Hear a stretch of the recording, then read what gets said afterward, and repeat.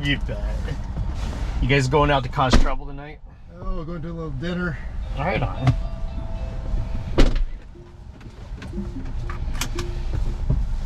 You may get in trouble. That's why we're riding with you. That's why you're riding with me, is in case you get in trouble. Okay, I'll be the getaway guy later on tonight. Yeah.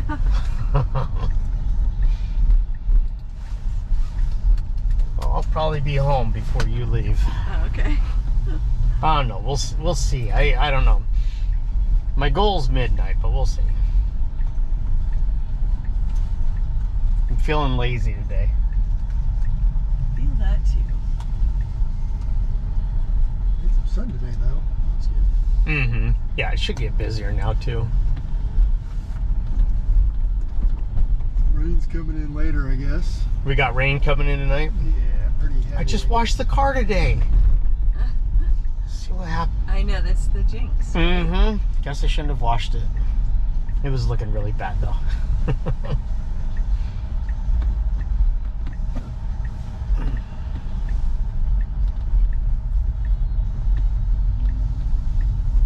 I'd gotten a trip from near my house out to Covington, and there's a car wash out there that I always go to, and I was like, well, since I'm here. Yeah.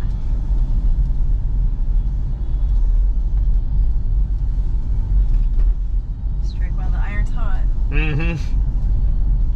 Wash while the car is dirty. Right? And then right as I was getting the car washed, I got a Lyft trip from Covington to West Seattle. Oh, And I was like, oh, okay, time to go work. it's all working out. How often are you able to get rides close to the location where you drop? Oh, like after I drop somebody off? Yeah. It kind of depends. Like, you know, sometimes you can't sit where you drop somebody off. Sometimes you sit where you drop somebody off. You know, you just kind of... I've been doing this for 3 years, and I just kind of understand the ebb and flow. Yeah. You kind of got to treat this just like any business. You know, you got to be smart about what you're doing and where you're going, or Yeah. when you're going, or... But I always start my day in Auburn, and then I just go wherever throughout the day. And you know, some days I'll end up here, and some days I'll end in Tacoma or Olympia. I've spent nights in Olympia. It's one thing I love about this job, is I never know where I'm going to end up. Yeah. Like a trip from Mercer to Medina, like random. Yeah. Yeah. It's some kind of construction going here all day. Yeah, I think they're working on the sidewalk. I don't know if there's a drain there. If that's what the aim was, or if it was re-pouring a curb.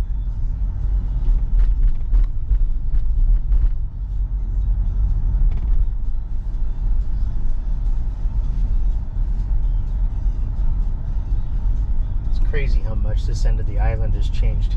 Yeah, isn't it? My sister worked at, you know where the Pagliacci is over here? Yeah. My sister worked at a latte stand Yeah. right there in the 90s. Yeah, And it so, used to be Tully's. And then I think it might have been like just an individual, like an independent. yeah, it was an independent when my sister was there. Yeah. This was like 93, 94. Yeah. And it was Yeah. I wonder if it was R&R Espresso Express. Something like that. I feel like that was it. It was something like friends of relatives of ours or something is how we, you know. Yeah. But that's why. But none of this was here. Like none of this was here, other than that building. Yeah, there was over where that Columbia Bank is. That whole building. That was a shopping center with a what was the name of that pasta place? But this was like a shopping center type thing, but like it was mostly parking lot with like a very ancient strip mall kind of thing. Oh, okay. And it had a drive-through Starbucks. Mm. And then it had a Cucina Fresco or Oh, yeah. That sounds familiar. Tina Presto or something like that. Yep. That was there. And then, yeah, all this stuff. It was so different. Mm-hmm. I skateboarded in this tunnel when it was being built. Oh, wow. This one. Yeah. Yeah, so it's crazy to me. So I hadn't been up here in a long time until I started driving. Yeah. And then I came up here and onto Mercer Island. I was like, where did Mercer Island go? Yeah. Yeah, it hit a Denny's when we moved here. Oh, yeah? Yeah. Hit a Denny's and a travel lodge. Mm.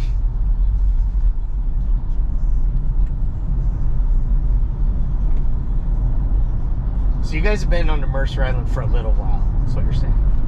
Yeah. Just a little while. Coming up on 25 years. 24 years. Yeah.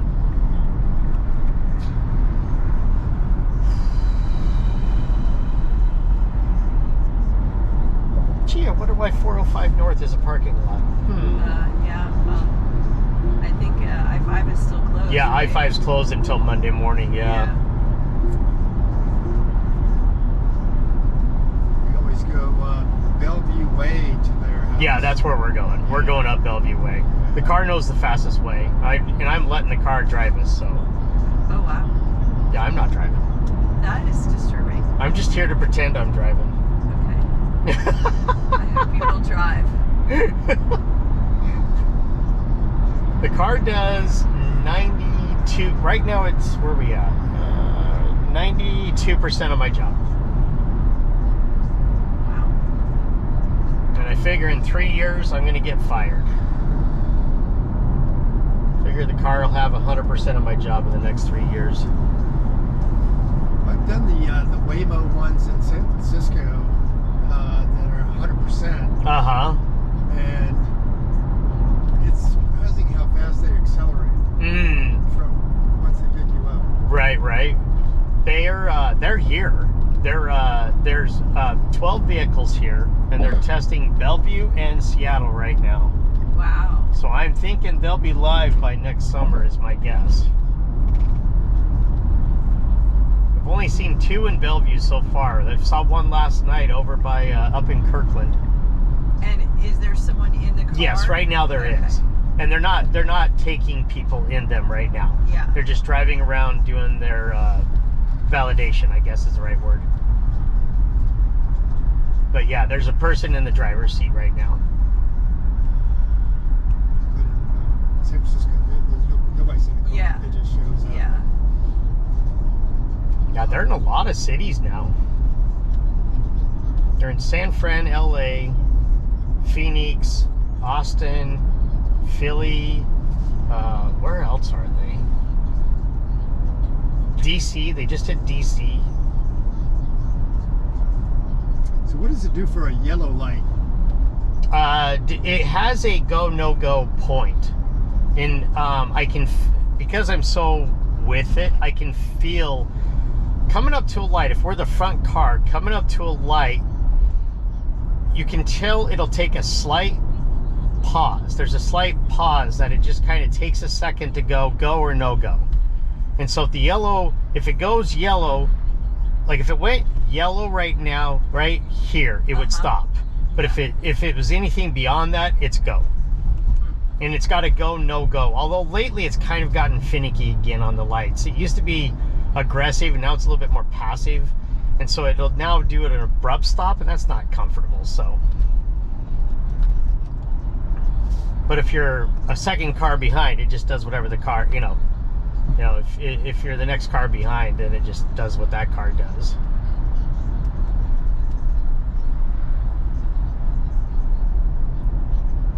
It's not perfect yet, but we're getting close. Have you had any strange behavior? Not strange like anymore. I've put 250,000 miles on Teslas. Like this is my second Tesla and I have 118,000 on this one. And the only time it's ever scared me was about 3 years ago, and it was I-5 heading south and one of the exits, like down further south of Seattle, and it just messed it up and it scared. See, there's your yellow. Yeah. and it scared the living crap out of me. What did it do? Just not take the exit right. Oh. It was just too fast, not right, and I had to take over, and it kind of scared the crap out of me and whatnot. And does it allow you? Does it? I have 3 ways of taking over, if that's the question. Yes. Okay, so just like cruise control, if you tap the brake, you disengage it, right? Yeah. Okay. Outside of that, if I apply 3 pounds of pressure to the steering wheel, I will override the system. Okay. My favorite way to do it is actually just flipping this lever up. Yeah. Because if I apply the brake, in an electric car, there's regen. Mm-hmm. And if you touch a brake in an electric car, you're going to stop faster than you really want to.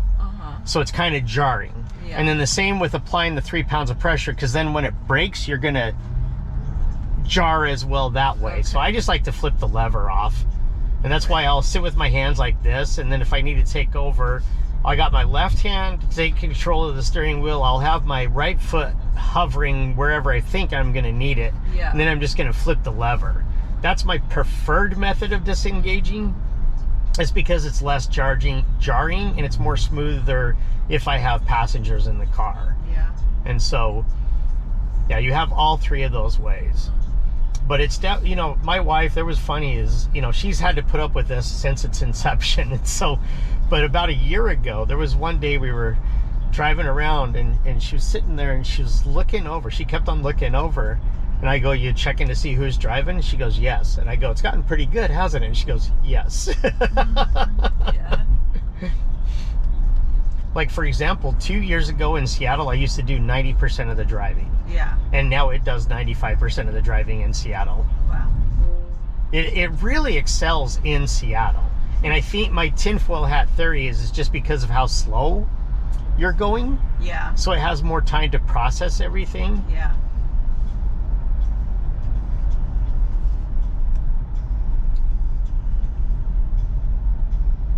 So it's following the directions. Mm-hmm. Yeah, so it's going to take a left onto Main here and then curl around. Yeah. So not only does it follow it, I have access to real-time data. So it's also looking at the fastest way to go. Yeah. Right? And so, you know, so that's why it's going to take this particular route. You know, maybe if I was driving, I would have taken a left back there and then gone and skipped these few lights over here and then came in on the other side of Old Town or whatnot. But how was it at merging? really good, really, really good, because it's patient, right? Are you going to figure out you need to get over here? Good job. So the beauty part is it's not in a hurry. It doesn't care, right? And so, but like if you're talking like onto a freeway or whatever, it's really, really good. For the longest time it struggled with that, but now it's gotten that down really good.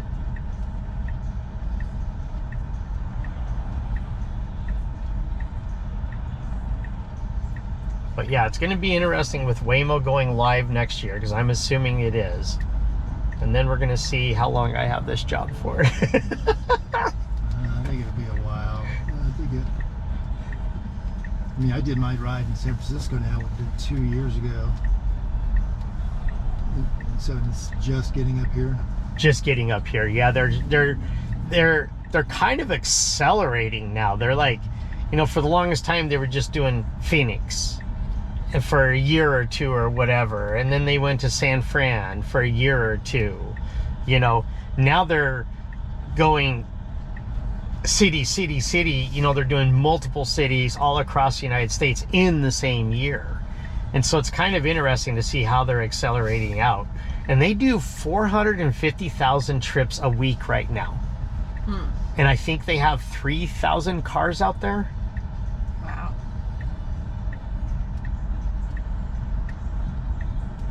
Yeah, it's crazy.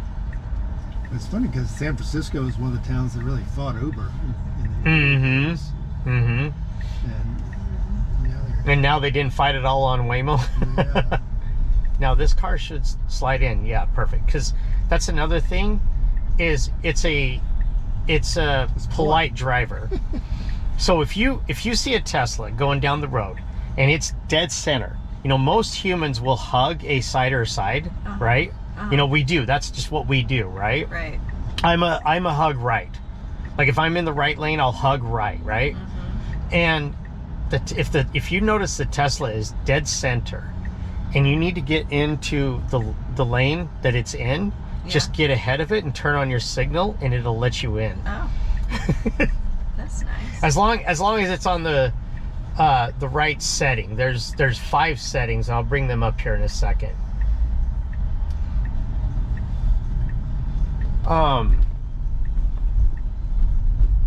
There's 5 settings. Now Mad Max and Hurry's not going to let you in, but Standard, Chill, and Sloth will let you in. Mad Max and what?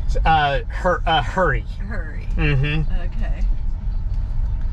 Mad Max, the car will speed if you put it on Mad Max. Wow. It will speed. Actually, even Standard will speed because it goes the flow of traffic. Oh, okay. So if you're like on 167 Yeah. and everybody's going 65, it goes with it.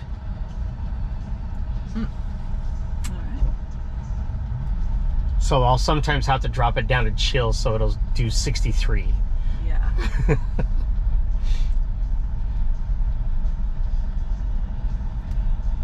How is it at seeing pedestrians? You see them?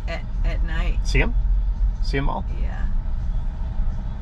This is an area where people will just kind of dart out. Just walk out. Yep. So... The nice thing is because this is where the cameras are in the front, is up here. And so it can see better than we can because of how low we are, right? Yeah. And then the same with right here, there's a camera here. Yeah. Actually, let's bring up, I can't bring up this camera. So these cameras, these 2 here are in front of and below, and they're looking kind of like this. Yeah. And then this camera is looking like this, but it's also high again. It's way up there. Yeah. And so that's why you can see the people. Yeah. Interesting. And again, this is the car waiting for this guy, for this Uber driver.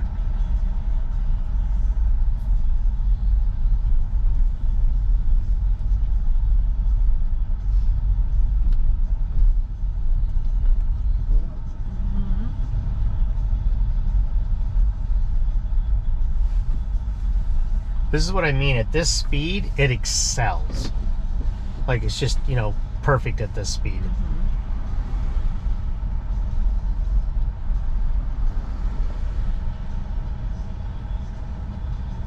By the way, per the NHTSA, the car has to come to a complete stop. Right. No California? No, when Tesla first rolled it out, it was doing California rolls. It was nice, but then the NHTSA came and said, no, the car has to stop. Yeah. Okay, no human being stops. Yeah. I don't care what you think is going on out there, NHTSA, but nobody stops.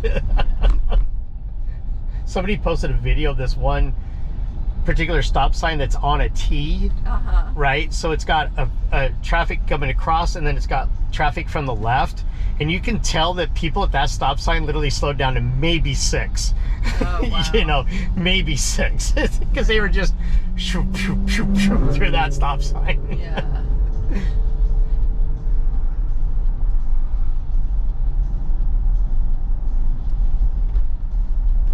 It's funny, we can't get our kids to use the active cruise control we have in our cars. And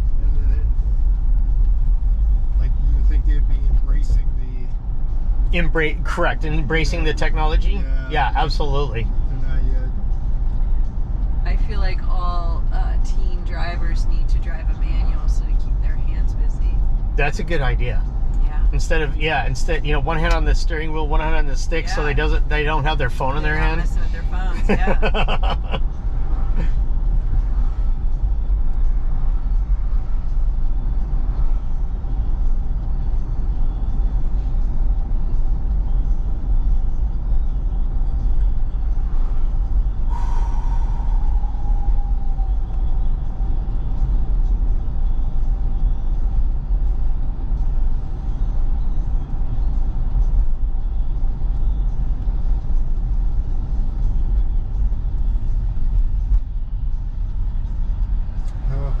using your active cruise control?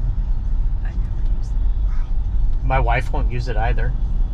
My wife won't even use basic cruise control. Like, oh, okay. So I have to take over. It's pulling over for the policeman. Right, yeah. That's something new, and it hasn't learned that they're not moving. Yeah. And so I just took over there. Yeah.